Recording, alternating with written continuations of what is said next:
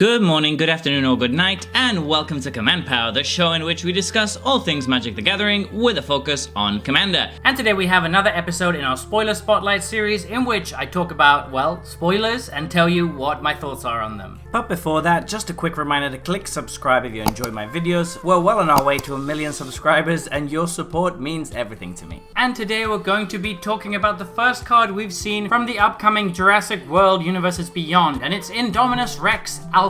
For 1 colorless, 2 hybrid, black, blue, and 2 green, it's a legendary creature, dinosaur mutant, 6/6 with, as Indominus Rex Alpha enters the battlefield, discard any number of creature cards. It enters with a flying counter on it if a card with flying was discarded this way. The same is true for first strike, double strike, death touch, hexproof, haste, indestructible, lifelink, menace, reach, trample, and vigilance. And when Indominus Rex enters the battlefield, draw a card for each counter on it. So this is incredibly cool and powerful. I'm in love with this card already and absolutely will be making a deck tech on it, but I think it's very strong as well. It might even be strong enough to see some competitive EDH play, though don't quote me on that because I don't know anything about the format, but it seems an incredibly abusable and powerful effect. The thing that I think stands out the most for me is the fact that you're drawing cards based on the counters on it and not on the number of cards you discarded. That means that if you were to discard something like Vampire Nighthawk, which is an auto include in this deck by the way, you would already be drawing 3 cards just off of that if this enters the battlefield, because it would have a flying counter, a lifelink counter, and a death touch counter on it. That means that initially the maximum number of cards you're going to be able to draw with this is 12. Note that I said initially because it doesn't actually only count the counters put on it with this.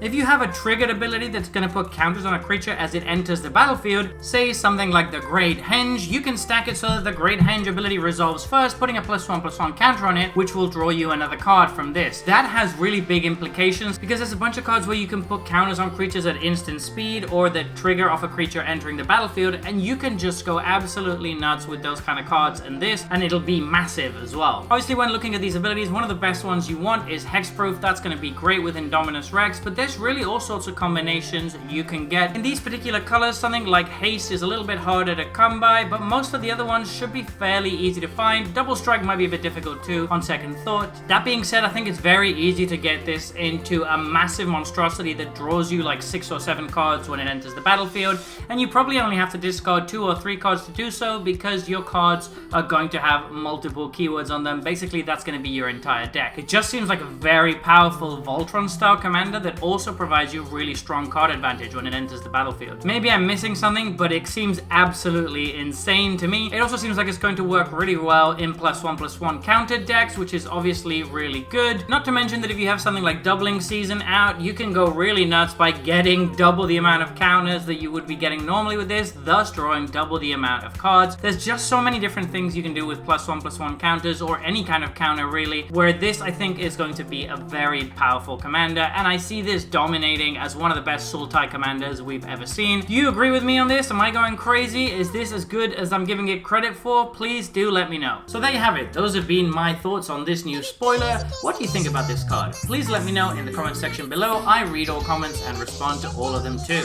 And if you enjoyed this video, don't forget to click like or subscribe. It really helps the channel. And until next time, take care. Woo!